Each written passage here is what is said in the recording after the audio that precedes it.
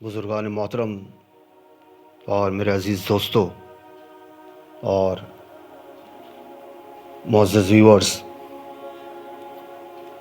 جیسے کہ ہماری اہل بیت سیریز چل رہی ہے، اس لیے آج دو جہانوں کے سردار ہمارے آقا جناب محمد رسول اللہ صلی اللہ علیہ وسلم کی سب سے بڑی بچی حضرت زینب رضی اللہ عنہا کا تذکرہ کرتے ہیں۔ جیسا آپ لوگ جانتے ہیں نا کہ ہمارے آقا کو 4 بچیاں تھیں، حضرت زینب، حضرت رقیہ، حضرت ام کلثوم اور حضرت فاطمہ رضی اللہ عنہم۔ دو جہان کے سردار آقا صلی اللہ علیہ وسلم کی سب سے بڑی بچی حضرت زینب رضی اللہ عنہا نبوت سے 10 سال پہلے، جبکہ آقا کی عمر شریف 30 سال کی تھی، پیدا ہوئیں، اور خالہ زاد بھائی ابو العاص بن ربیع سے نکاح ہوا۔ ہجرت کے وقت آقا کے ساتھ نہ جا سکی، ان کے شوہر بدر کی لڑائی میں مشرکین کے ساتھ شریک ہوئے اور قید ہو گئے۔ اہل مکہ نے جب اپنے قیدیوں کی رہائی کے لیے فدیے ارسال کیے، فدیے بھیجے، تو حضرت زینب رضی اللہ عنہا نے بھی اپنے شوہر کی رہائی کے لیے مال بھیجا، جس میں وہ ہار بھی تھا جو حضرت خدیجہ رضی اللہ عنہا نے جہیز میں دیا تھا۔ آقا صلی اللہ علیہ وسلم نے اس کو دیکھا تو حضرت خدیجہ رضی اللہ عنہا کی یاد تازہ ہو گئی، آپ دیدہ ہو گئے، آقا رونے لگ گئے، اور صحابہ رضی اللہ عنہ کے مشورے سے یہ قرار پایا کہ ابو العاص کو جو ہے بلا فدیہ کے اس شرط پر چھوڑ دیا جائے کہ وہ واپس جا کر حضرت زینب کو مدینہ طیبہ بھیج دیں۔ آقا صلی اللہ علیہ وسلم نے 2 آدمی حضرت زینب رضی اللہ عنہا کو لینے کے لیے ساتھ کر دیے کہ وہ مکہ سے باہر ٹھہر جائیں اور ان کے پاس تک ابو العاص سے پہنچا دیں۔ چنانچہ حضرت زینب رضی اللہ عنہا اپنے ایک رشتہ دار کنانہ کے ساتھ اونٹ پر سوار ہو کر روانہ ہوئیں۔ مشرکین کو جب اس کی خبر ہوئی تو آگ بھگولا ہو گئے، اور ایک جماعت مزاحمت کے لیے پہنچ گئی، جن میں حبار بن اسود ہے، جو حضرت خدیجہ رضی اللہ عنہا کے چچا بھائی کا لڑکا تھا اور اس لحاظ سے حضرت زینب کا بھائی ہوا، وہ اور اس کے ساتھ ایک اور شخص بھی تھا۔ ان دونوں میں سے کسی نے اور اکثروں نے حباری کو لکھا ہے حضرت زینب رضی اللہ عنہا کو نیزہ مار دیا، جس سے وہ زخمی ہو کر اونٹ سے گر گئیں۔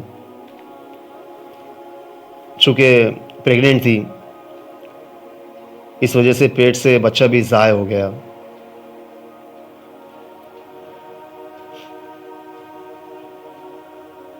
کنانہ نے تیروں سے مقابلہ کیا۔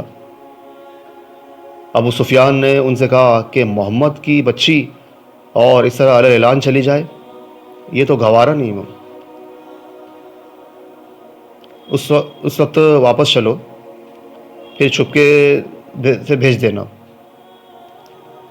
کنانہ نے اس کو قبول کر لیا اور واپس لے آئے۔ 2-1 روز بعد پھر روانہ کیا۔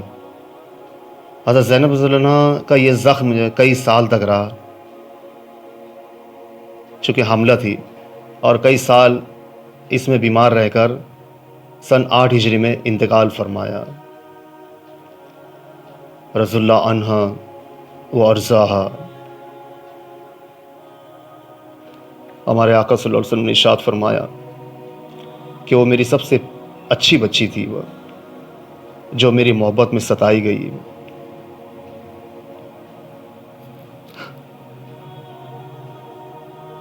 دفن کے وقت ہمارے آقا صلی اللہ علیہ وسلم خود قبر میں اترے اور دفن فرمایا۔ اترتے وقت بہت غمگین تھے آقا، قبر میں اترتے وقت بہت رنجیدہ تھے۔ جب باہر تشریف لائے تو چہرہ کھلا ہوا تھا۔ صحابہ رضی اللہ عنہ نے دریافت کیا تو ارشاد فرمایا کہ مجھے زینب کے ضعف کا خیال تھا، کہ کمزوری کا خیال تھا۔ میں نے دعا کی کہ قبر کی تنگی اور اس کی سختی جو ہے، قبر کی تنگی اور قبر کی سختی اس سے ہٹا دی جائے۔ اللہ پاک نے دعا قبول فرما لی۔ سنا آپ لوگوں نے میرے ویورز، آقا صلی اللہ علیہ وسلم کی صاحبزادی اور دین کی خاطر اتنی مشقت اٹھائی کہ جان بھی اسی میں دے دی، پھر بھی قبر کی تنگی کے لیے ہمارے آقا کی دعا کی ضرورت پیش آئی تو ہم جیسوں کا کیا پوچھنا، کیا حال ہوگا، ہم جیسوں کا کیا حال ہوگا۔ اس لیے آدمی کو اکثر اوقات جو ہے قبر کے عذاب سے پناہ مانگنے کے لیے دعا کرنی چاہیے۔ خود ہمارے آقا صلی اللہ علیہ وسلم تعلیم کی وجہ سے اکثر اوقات عذاب قبر سے پناہ مانگا کرتے تھے۔ اللہم احفظنا منہ بمتک وکرمک وفضلک۔ اور ایک اور دعا ہے،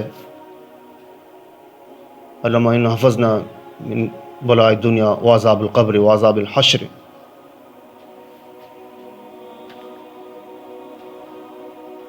تو ہمیں چاہیے کہ عذاب قبر سے پناہ مانگنے کی ہمیشہ دعا کرنا چاہیے۔ حضرت عثمان غنی رضی اللہ عنہ جب وہ قبر کا تذکرہ سنتے تو اتنا روتے کہ داڑھی مبارک تر ہو جاتی۔ تو لوگوں نے عرض کیا کہ آپ جنت و جہنم کے تذکرے پر اور دوسرے حالات پر اتنا نہیں روتے جتنا قبر کے حالات سن کر روتے ہیں۔ تو عثمان غنی رضی اللہ عنہ نے فرمایا کہ آخرت کی منزلوں میں سب سے پہلی منزل قبر ہے۔ جو اس میں پاس ہو گیا تو وہ آگے کی منزلوں میں سب میں پاس ہوتا چلے آئے گا انشاءاللہ، اور جو اس میں فیل ہو گیا تو وہ آگے کی منزلوں میں سب میں فیل ہوتا چلے جائے گا۔ اللہ پاک ہمیں قبر کے عذاب سے محفوظ رکھے اور ہمیں ایسے اعمال کرنے کی توفیق عطا فرمائے کہ ہماری قبر کشادہ ہو جائے، قبر جو ہے نور سے منور ہو جائے، تا حد نظر وسیع ہو جائے، اور ہماری قبر جو جنت کے باغوں میں سے ایک باغ بن جائے، جہنم کا گڑھا نہ بنے۔ آمین یا رب العالمین۔ اگر آپ کو یہ باتیں پسند آئی ہوں گی تو اسے لائک کیجیے اور چینل کو سبسکرائب کیجیے تاکہ بار بار ایسی باتیں سننے سے ہمارا ایمان تازہ رہے۔ جب ایمان بڑھتا ہے تو نیکیاں کرنا آسان ہو جاتا ہے، اور ایمان جب تر و تازہ رہتا ہے تو نیکیاں آسان ہو جاتی ہے، گناہ کرنا مشکل ہو جاتا ہے۔ اور صدقہ جاریہ کی نیت سے اپنے